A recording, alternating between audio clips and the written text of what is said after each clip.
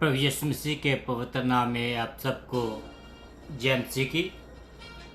हम परमेश्वर का धन्यवाद करते हैं कि परमेश्वर ने एक बार और हमें ये मौका दिया है कि हम उसकी हाजिरी में आए और चूँकि उसी परमेश्वर ने आज का वचन हमारे सब लोगों के लिए रखा है उसकी तरफ हम देखें। मैं विश्वास करता हूँ कि परमेश्वर आपके साथ इन दिनों में बातचीत कर रहा है। तो आइए हम अपने सिर को झुकाएं और दुआ में जाएं। अनुग्रह का स्वर्गीय परमेश्वर का धन्यवाद करता हूँ आज के सुंदर अवसर के लिए जो तूने आज हमारे साथ किया है। तो धन्यवाद करता हूँ पिता परमेश्वर तेरी महान प्यार के लिए, तेरी आशीषों के लिए और पूरे दिन की हिफाजत के लिए तेरा धन्यवाद करता हूँ। निवेदन करता हूँ प्रभु जी के आज तो अपने हाथ में लेकर अपने पवित्र आत्मा की अगुवाई में प्रभु जी जो वचन तूने मुझे दिया है उसको प्रभु जी तू एक बार फिर अपने हाथों में लेकर अनॉइंट कर, ताकि पिता परमेश्वर जितने भी लोग इस वचन को सुने तेरे नाम की आशीष पाए, तेरे नाम से प्रभु जी तेरे नाम की महिमा करें।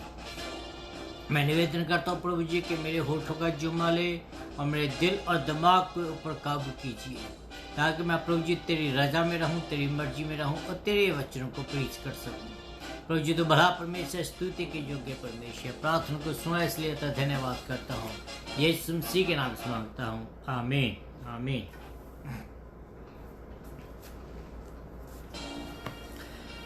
जो मैं आपके सामने आज एक गाना गाने वाला हूँ, काफ़ी पुराना गाना है और अच्छा लगता है कि जब हम पुराने गाने को गाएं।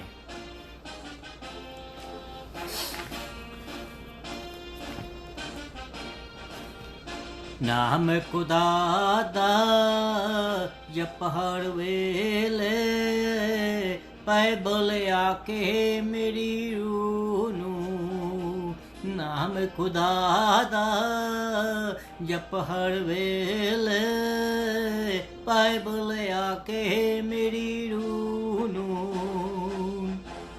पहला हुक्म एक खुदा दी करियो सारे पूजा, मूर्ति पूजा मूल निकलना ए हुक्म है दूजा। पहला हुक्म एक खुदा दी करियो सारे पूजा, मूर्ति पूजा मूल निकलना ए हुक्म है दूजा।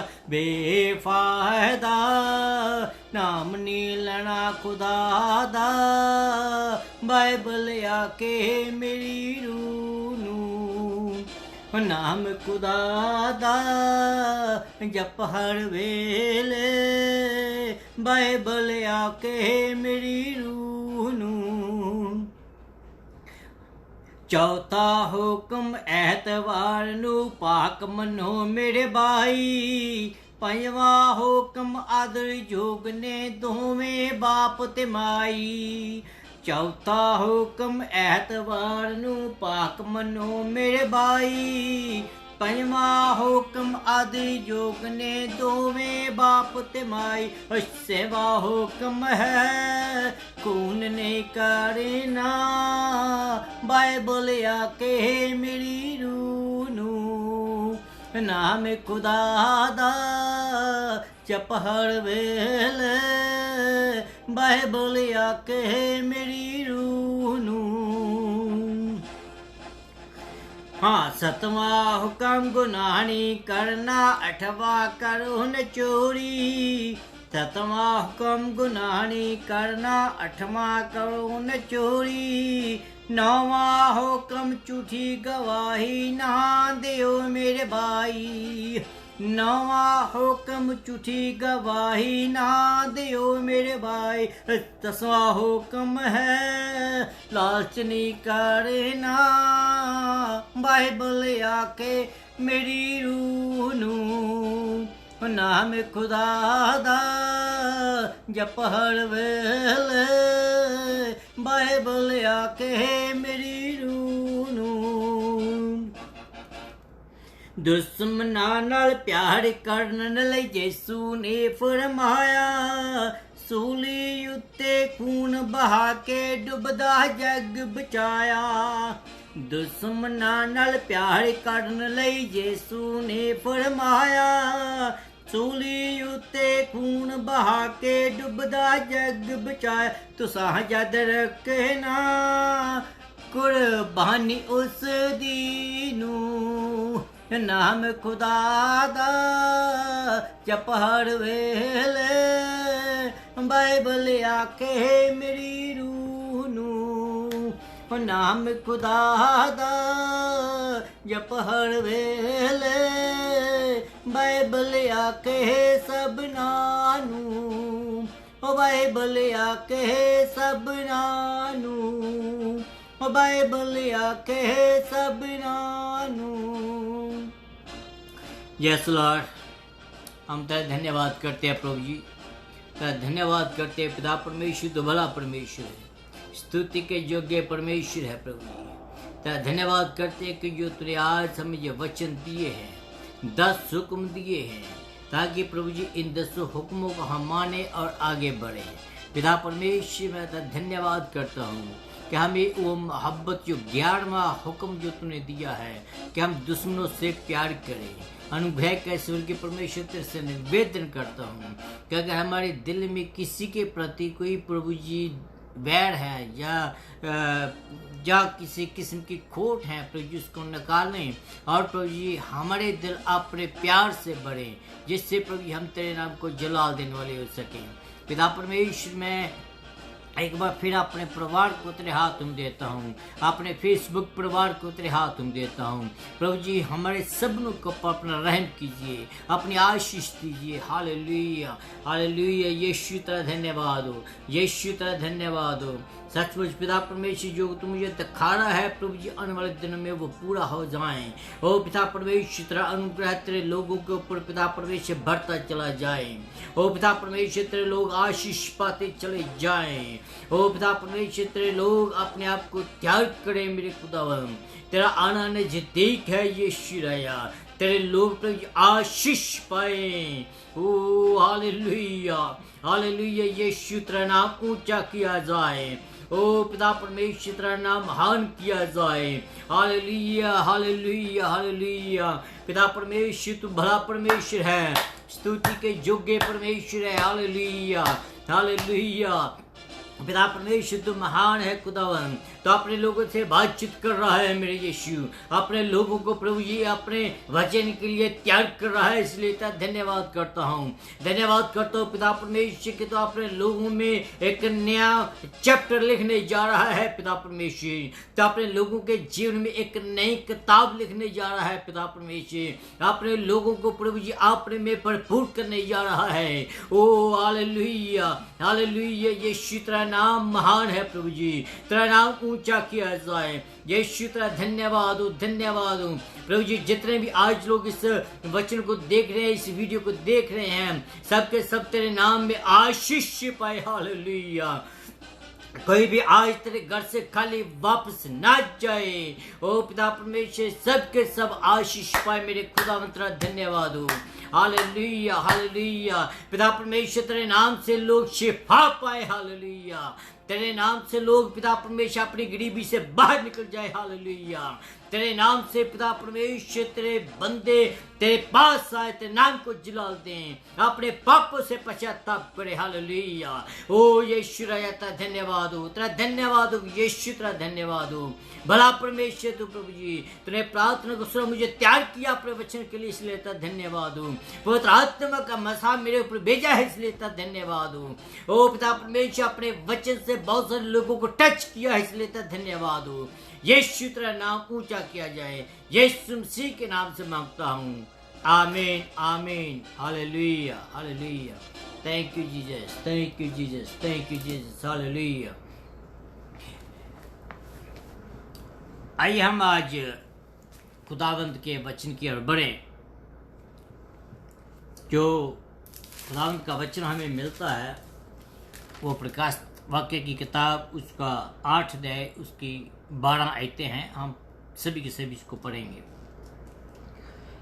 जब उसने 7वीं मोहर खोली तो स्वर्ग में आधे घंटे तक सन्नाटा सा गया, तथा मैंने उन सातों स्वर्गदूतों को देखा जो परमेश्वर के सामने खड़े रहते हैं, और उन्हें 7 तुरियां दी गई हैं।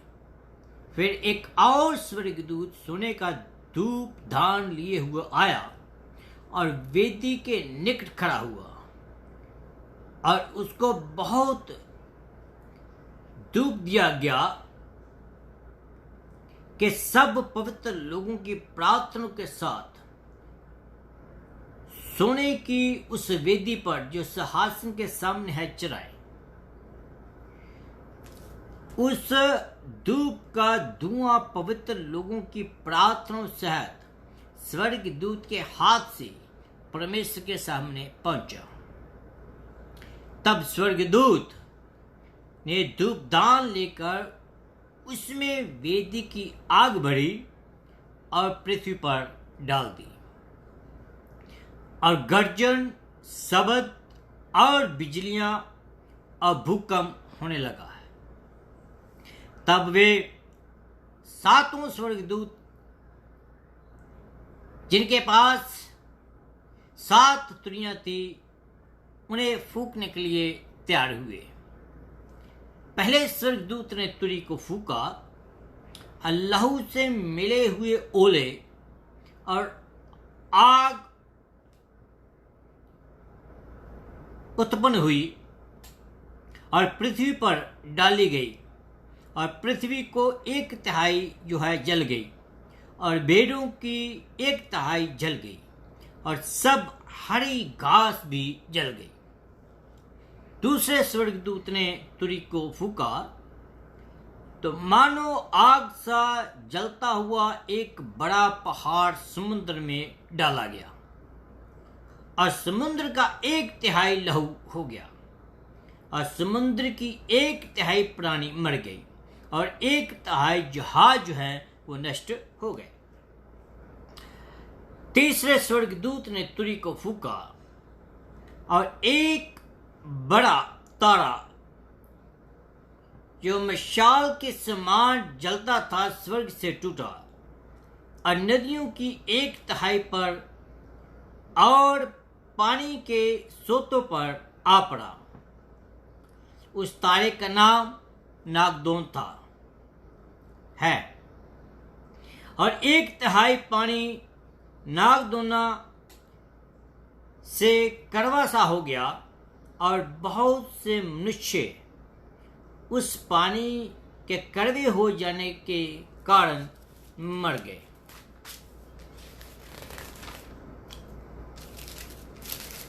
फिर चौथे स्वर्गदूत ने तुरी को फूंका, और सूर्य की 1/3 और चांद की 1/3 और तारों की 1/3 पर आपत्ति आई, जहां तक के उसका 1/3 रंग, 1/3 अंग बुझ सा हो गया, और दिन की 1/3 से उजाला न रहा, और ऐसे ही रात में भी हुआ। जब मैंने फिर देखा तो आकाश के बीच में एक औकाब को उड़ते हुए और ऊंचे शब्द से ये कहते हुए सुना,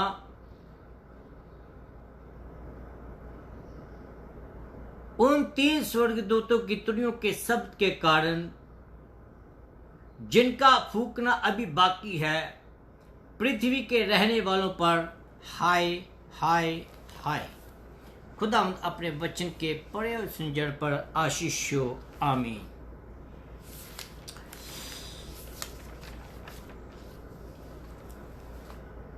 परमेश्वर का मैं धन्यवाद करता हूं एक बार फिर आप सब लोगों का, कि आप को परमेश्वर ने सही सलामत रखा है, और प्रभु यीशु मसीह के नाम में मैं आपको जय मसीह की सलाम, गुड मॉर्निंग, गुड इवनिंग भेजता हूं। और मैं आपसे मैं खुदावंद से यही आपके लिए प्रार्थना करता हूं और आशा करता हूं कि आप सब के सब प्रभु यीशु मसीह के हाथों में सुरक्षित हैं, क्योंकि वही हमारा बचाने वाला है। और हमारा परमेश्वर बहुत महान परमेश्वर है। और मैं निवेदन करता हूं कि खुदावंद आपकी हर एक जरूरत को, मैं खुदावंद से प्रार्थना करता हूं कि खुदावंद आपकी हर एक जरूरत को वो अपने पवित्र खजाने से पूरा करें। जैसे आप सबको मालूम है कि हम लोग जो है वो रेवलेशन की किताब की स्टडी कर रहे हैं। अब तक हमने 7 अध्याय जो है वो ख़त्म कर लिए हैं। आज हम 8वें अध्याय की ओर बढ़ेंगे।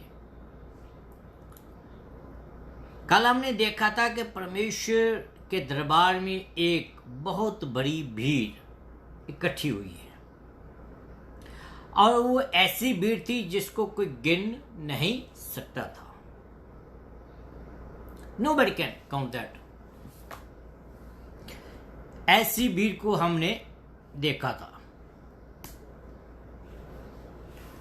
और आज हम आगे थोड़ा बढ़ेंगे और उस भीड़ के बारे में हम देखा था कि ये भीड़ कहाँ से आई, ये भीड़ कौन थी, ये भीड़ का नेचर क्या था, और इस भीड़ की नेशनलिटी क्या थी, और ये भीड़ का काम क्या था, क्या कर रहे थे। ये सब कुछ हमने कल देखा था, अगर आपको याद होगा तो।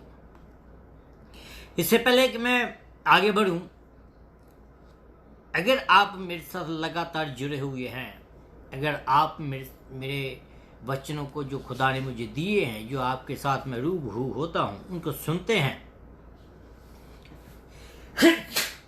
एक्सक्यूज मी, तो मैं आपसे निवेदन करता हूं कि प्लीज आप हमें लाइक करें और हमारी यूट्यूब जो है उनको सब्सक्राइब करें। और आपसे मैं निवेदन करता हूं कि अगर आपको के पास कोई सुझाव हैं वो भी हमें भेजें। अगर कोई क्रिटिक्स हैं वो भी बड़े प्यार से अपने संदेशों को हमारे तक पहुंचा सकता है, ताकि हम उस बात को जो अधूरी है या जो सही नहीं है उसको हम करेक्ट कर सकें।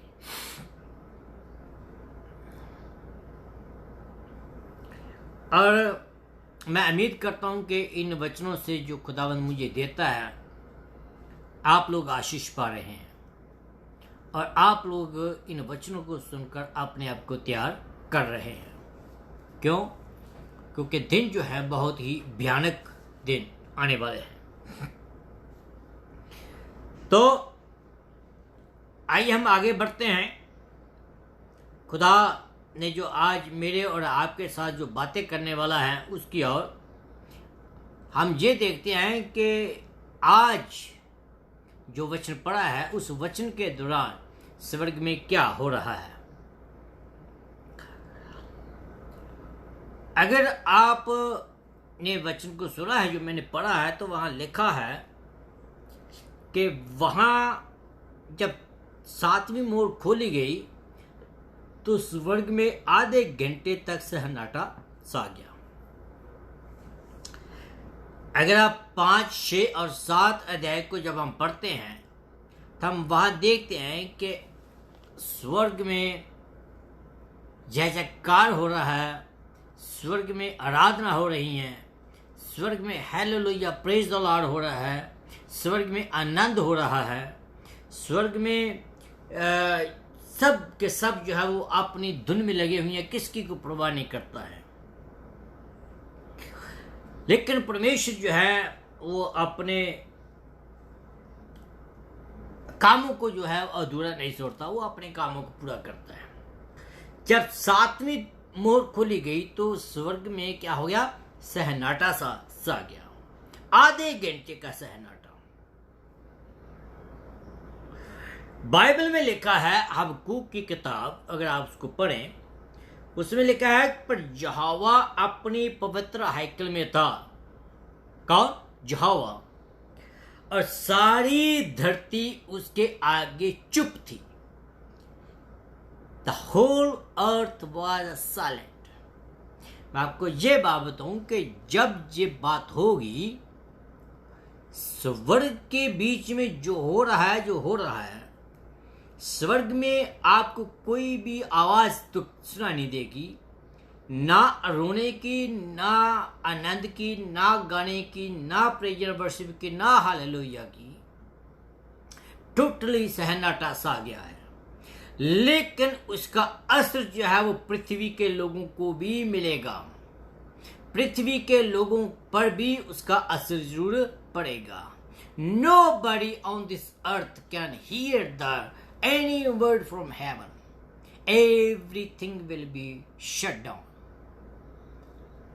अगर मैं जैसे आपको साथ बोल रहा हूं, अचानक एकदम मेरा जो स्क्रीन है वो ब्लैकआउट हो जाए, या मैं बोलना बंद कर दूं, तो आपके दिमाग में एकदम आएगा कि क्या हो गया, why is shut down, why is so quiet? And the same thing it going to be happen in heaven. इसका मीनिंग क्या है? सन्नाटा जो सा गया आधे घंटे के लिए, इसका मीनिंग क्या है? जब पहली 6 मोहरें खोली गई तो कुछ न कुछ मुझे ऐसा लगता है कि कुछ नया चीज होने वाली थी। It's going to be something new. It's going to be bring some new changes. कुछ परिवर्तन आने वाला है। जैसे कि अगर आप आकाश में जब देखते हैं तो पूरी तूफान आने से पहले, जब पूरी बरखा आने से पहले, तो आपको एक बिल्कुल गुमसा होता है कुछ, आप किसी किस्म की कोई भी चीज नहीं सुनते हैं। तो अचानक बूम, एकदम जो है हवा चलने लगती है, तूफान आने लगते हैं, एकदम ज्वाला फूट उठता है। तो इसी रीति से जब सन्नाटा सा आया है स्वर्ग में, उसके बाद कुछ ऐसी भयानक बातें होने वाली है जिसके बारे में आज हम देखेंगे कि वो कौन सी भयानक बातें जो है होने वाली हैं। अगर बाइबल के बीच में हम देखें, सिर्फ 30 मिनट का सन्नाटा है। बाइबल के बीच में हम देखें कि 30 मिनट का क्या मकसद है। 30 की गिनती जो है बाइबल में बताई गई कि इस 30 का वर्लाप जो है, वर्लाप का इंडिकेट मिलता है। जब मूसा और हारून की मृत्यु हुई थी तो पूरे इस्राएल ने 30 दिन तक विलाप किया था, 30 दिन तक। तो अगर आप हिजकियेल की किताब में जाएं तो हिजकियेल की किताब में भी ये लिखा है कि जो हमारा परमेश्वर उद्धार करने वाला है, जो धैर्यवान परमेश्वर है, वो नहीं चाहता कि किसी दुष्ट की अपने उसके पापों में उसकी मृत्यु हो। वो किसी भी की मृत्यु पर वो खुश नहीं होता है। वो चाहता है कि हर एक जो है वो पश्चाताप करे, हर एक अपने गुनाह को माने और हर एक उसके चरण में आ जाए, ताकि उस भयंकर नरक की गंध की आग से बच जाए। बाइबल में लिखा है कि एक दूत आया जिसके हाथ में सोने का धूपदान था। ये जो हमने पढ़ा है उसके 2 आयत से लेकर 5 तक हम देखते हैं।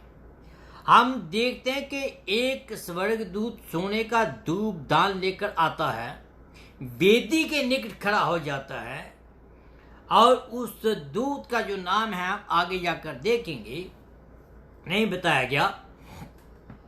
लेकिन कुछ थियोलॉजियन जो हैं वो इस बात को मानते हैं कि ये प्रभु यीशु मसीह ही है, और ये पवित्र लोगों की प्रार्थना के विषय में भी कहा गया है। और पवित्र लोगों की प्रार्थना कौन लेता है? प्रभु यीशु मसीह।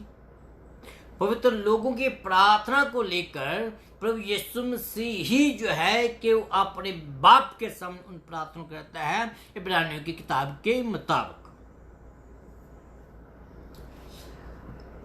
और ये पवित्र लोग जो थे, ये सब के सब भारी कलेश से छुड़ाए हुए लोग थे, और इनको पवित्र बताया गया है।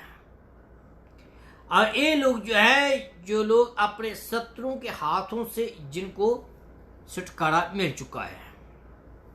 यस, इस व्यू के ऊपर मैं कह सकता हूं कि ये जो स्वर्गदूत है वो प्रभु यीशु मसीह ही हो सकता है। स्वर्गदूत ने क्या किया कि वेदी से आग ली और पृथ्वी पर डाल दी। जब पृथ्वी पर उस आग को डाला गया तो लिखा है गर्जन, शब्द, बिजलियां और भूकंप होने लगा। मेरे अजीजों, यस, इमेजिन, अपने दिमाग में ये सोचें, विचारें, गर्जन कहां? गर्जन पृथ्वी पर होने लगी। गर्जन, शब्द, बिजलियां और भूकंप होने लगा। What it will be the terrible things is going to happen. Terrible thing. अगर आप ये सोचते हैं कि ये बहुत भयंकर बात है, बहुत खतरनाक बात है, आप सही सोचते हैं, लेकिन इससे भी ज्यादा खतरनाक बातें आने वाले दिनों में हम जब पढ़ेंगे रेवलेशन में होने वाली है। आए तो कुछ भी नहीं है, लेकिन इससे भी ज्यादा भयंकर बातें जो है वो होने वाली हैं। अगर आप इन बातों से डर गए हैं तो ये इमेजिन करें कि आगे क्या होगा। दूसरी आयत में हम देखते हैं कि तुरी के बारे में, 7 तुरियों के बारे में कहा गया है।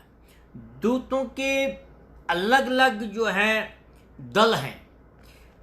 कुछ दूत ऐसे हैं जो परमेश्वर की हजूरी में ईश्वर के सामने निजमत समय के लिए खड़े रहते हैं।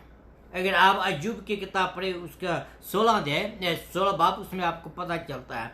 और कुछ ऐसे भी दूत हैं जो निरंतर उसके सम्मुख रहते हैं। और वो आपको मत्ती की किताब में उसकी 18 अध्याय 10 आयत में मिलता है। ये जो 7 तुरियां हैं, इनके बारे में आज हम देखेंगे। 7 तुरियां बाइबल के बीच में जब हमें मिलता है और इन तुरियों का कहां पर जो हुआ वो हम आपको बताने वाले हैं आज। अगर आप निर्गमन की किताब पढ़ें, उसका 19 अध्याय 16 आयत में, तो वहां हम देखते हैं कि परमेश्वर के महिमा युक्त प्रगटीकरण पर ये तुरी फूकी गई थी। फिर दूसरी तुरी जब हम देखते हैं कब फूकी जाती है ये तुरी, गिनतियों की किताब उसका 10 अध्याय उसके 10 आयत में, जब युद्ध की तैयारी होती है, युद्ध के समय में ये तुरी फूकी जाती है। फिर जब सभा को जमा करना हो तब ये तुरी फूकी जाती है। वो गिनतियों की किताब उसका 10 अध्याय उसकी 28 आयत में हमें मिलता है कि किस रीति से लोग सभा को बुलाते हैं। फिर पवित्र दिन के प्रचार हेतु वो भी हमें यहाँ मिलता है। दूसरा इतिहास उसकी 21 बाब उससे 27 है। फिर 5वीं बात जो हमने देखते हैं कि वो राजाओं के आगमन के बारे में। जब राजा आता है तो राजाओं के आगमन में तुरी को फूका जाता है। वो हमें मिलता है दूसरा राजा 9 अध्याय उसकी 13 आयत में मिलता है। 6वीं बात के मसीही के आगमन पर, पहला थिस्सलुनीकियों की किताब उसका 4 अध्याय 13 से लेकर 16 तक हम पढ़ते हैं कि प्रभु यीशु मसीह के आगमन पर तुरी फूकी जाएगी। इन आयतों ने जो हमने पढ़ा है, इन तुरियों के बारे में देखा है कि किस किस समय ये तुरियां फूकी गई। लेकिन अब जो हम देखने वाले हैं, इनके बारे में देखते हैं कि इन तुरियों जो है वो कैसे फूकी जाती हैं। पहली तुरी की और बार हम बढ़ते हैं। पहली तुरी जो है 8 अध्याय उसकी 7 आयत में लिखी गई है। अगर आप जोएल नबी की किताब पढ़ें, उसका दूसरा अध्याय उसकी 30 और 31 आयत में, उसमें लिखा है, और मैं आकाश और पृथ्वी पर चमत्कार अर्थात लहू और आग और धुएं के खंभे दिखाऊंगा। उस समय जो कोई यहोवा से प्रार्थना करेगा वह छुटकारा पाएगा। और यहोवा के वचन के अनुसार सिय्योन पर्वत और यरूशलेम में जिन बचे हुओं को यहोवा बुलाएगा वही उद्धार पाएंगे। That is written in book of Joel, chapter 2, verse 30 or 31. इनके फलस्वरूप पृथ्वी की 1/3 जो है वो पेड़ों की 1/3 सब हरी घास जल जाती है। अगर आप उत्पत्ति की किताब में पढ़ें, जब परमेश्वर ने पूरी कायनात को बनाया था तो वहां भी जो सृष्टि का जो विवरण है उस जीवन शक्ति रखने वाली सृष्टि में वनस्पति को है सबसे पहले बनाया था। और जहां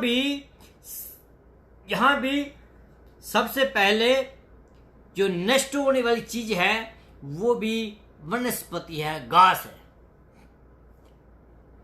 पौधे हैं। पौधे जो है दे प्रोड्यूस द ऑक्सीजन पैदा करते हैं। तो जब आदमी के पास कोई ऑक्सीजन ना होगी तो बाह हो जाएगी वो पौधे जो ऑक्सीजन पैदा करते हैं। तो देखो कि पृथ्वी का क्या हाल होगा। There will be no oxygen on this earth that time. और पृथ्वी की हानि का संदेशा है। दूसरी तुड़ी या फूकी जाती है। दूसरी तुड़ी के बारे में हम देखते हैं, उसका 8 अध्याय रेवलेशन की 8 जो है हमने जो पढ़ा है, 8 और 9 आयत में लिखा है कि आग का सा जलता हुआ एक पहाड़ समुद्र में डाला गया। आग का सा जलता हुआ एक पहाड़ समुद्र में डाला गया। इस कारण समुद्र 1/3 लहू हो गया और समुद्र की 1/3 वस्तुएं हैं जो सजीव थे वो मर गई और 1/3 जहाज जो है वो नष्ट हो गए। मीनिंग कि समुद्र की हानि। आज से कुछ साल पहले अगर हम चले जाएं, कुछ साल पहले चले जाएं, तो इन बातों को सच मानना हमारे लिए सच नहीं लगता था कि ऐसा हो सकता है। लेकिन आज के ज़माने में जब हम देखते हैं कि ये सब चीज़ें हमारे ज़माने में हो रही हैं, किस रीति से भयानक बीमारियां आ रही हैं, किस रीति से भयानक काम हो रहे हैं, अचंभे काम हो रहे हैं, तो हमारे लिए ये आने वाले दिनों की बातों को मानना हमारे लिए कोई औखी बात नहीं है। Why? Because everything we see that is going to happen according to its time, according to God's time, and it's going to be happen. Doesn't matter we believe or not. It's better we believe because it's going to happen, and after that we will not have a chance to repent. Today, आज हमारे पास ये मौका है, समय है कि हम अपने गुनाहों से पश्चाताप करें और इस बड़ी भयानक बातों से हम बच सकते हैं। तीसरी तुरी जब फूकी जाती है 8वें अध्याय में और 10 और 11 में लिखा है कि मशाल की नाई जलता हुआ तारा स्वर्ग से टूटा और नदियों की 1/3 और पानी के सोतों पर आ पड़ी। इससे क्या हुआ कि पानी जो है वो कड़वा हो गया। और जहां देखते हैं पानी की हानि, यिर्मयाह नबी की किताब उसका 13 अध्याय उसके 15 में आप पढ़ें तो आपको वहां पता चलता है। बहुत सारे लोग 1910 या 1986 के बीच में जब उसके तारे की पहचान करते उसके बीच में लगे हुए हैं और उस तारे की जानकारी रखते हैं। और इसको हिंदी में कहते हैं कि पूस वाला तारा। हम सुनते आ रहे हैं पूस वाले तारे के बारे में और आज हम इसके बारे में देख भी रहे हैं। ये तीनों हानियां जो है धरती से संबंधित हैं। 3 मोड़े जो हैं ये धरती से संबंधित हैं। धरती के बारे में बताती है कि धरती में क्या क्या होने वाला है। अब तो ये इन तीनों के द्वारा इतना नुकसान हो चुका है, तो आगे जो है आगे क्या होने वाला है। अब हम चौथी तुरी की ओर बढ़ते हैं। ये 12 आयत में जब लिखा है उसकी तरफ बढ़ते हैं। कहता है सूर्य, चंद्रमा और तारों में अंधकार हो जाता है। जब चौथी तुरी फूंकी जाती है, सूर्य भी अंधकार हो जाता है, चंद्रमा भी अंधकार हो जाता है और तारे भी। अब जब कभी सूर्य ग्रहण लगता है तो लोग परेशान हो जाते हैं, क्या हो गया। अगर तारों की रोशनी में दिखाई नहीं देती, चंद्रमा की रोशनी दिखाई नहीं देती, तो लोग परेशान हो जाते हैं। आप देखेंगे आने वाले दिनों में क्या क्या होने वाला है। It's going to be happen. बहुत भयंकर बातें होने वाली हैं। मैं आपको डरा दे रहा हूँ, आपको चेतावनी दे रहा हूँ कि अगर हमने इन बातों से बचना है, अगर आप इन बातों को नहीं देखना है, तो is better to repent from our sin and give our life to the Lord Jesus Christ. इससे बेहतर है कि अगर हम इन बातों को नहीं देखना या इन बातों से नहीं जाना है, तो इससे बेहतर मौका आज और कोई नहीं है कि हम अपने गुनाह को माने और अपने आप को परमेश्वर के हाथों में दे दें। प्रभु यीशु मसीह का जो संदेश है उसमें भी सूर्य अंधकार हो जाता है, उसके भी संदेशों में हमें यही पाते हैं। और चांद का प्रकाश जाता रहता है और तारे आकाश से गिर पड़ते हैं। अगर आप पतरस के जो प्रीचिंग है, पेंतकुस्त के दिन की प्रीचिंग, वहां देखें तो वहां भी इस घटना के बारे में उसने थोड़ा सा टच किया हुआ है। And it's going to happen very soon. हिजकियेल की किताब उसका 38 अध्याय 22 आयत और 23 आयत में लिखा है कि मैं मरी और खून के द्वारा उनसे मुकदमा लड़ूंगा। कौन कह रहा है? खुदा कह रहा है। किन से कह रहा है? यहूदियों से। किन से कह रहा है? कि जो लोग उसका मानते नहीं है। कहता है कि मैं मरी और खून के द्वारा उनसे मुकदमा लड़ूंगा और उस पर और उसके दलों पर और उन बहुत सी जातियों पर जो उसके पास होंगी मैं बड़ी जारी लगाऊंगा और ओले और आग और गंधक बरसाऊंगा। ये परमेश्वर खुद कह रहा है, यहोवा परमेश्वर खुद कह रहा है। कहता है कि इस प्रकार मैं अपने को महान और पवित्र ठहराऊंगा और बहुत सी जातियों के सामने अपने को प्रकट करूंगा, तब वो जान लेंगे कि मैं ही यहोवा हूं।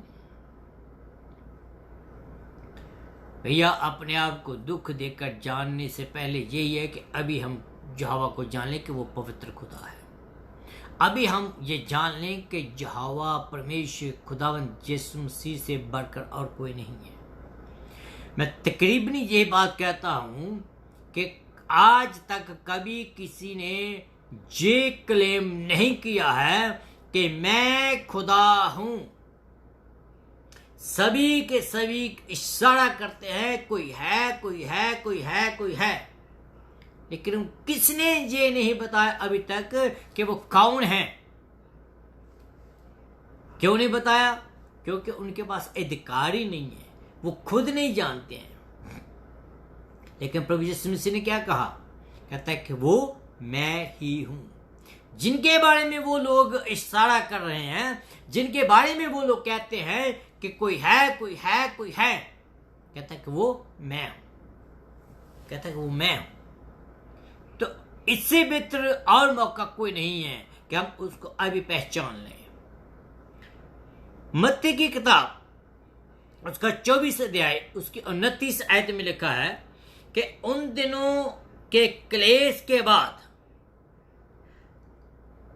तुरंत सूर्य अंधकार हो जाएगा और चांद का प्रकाश जाता रहेगा और तारे आकाश से गिर पड़ेंगे और आकाश की शक्तियां जो है, आकाश की शक्तियां जो है हिलाई जाएंगी।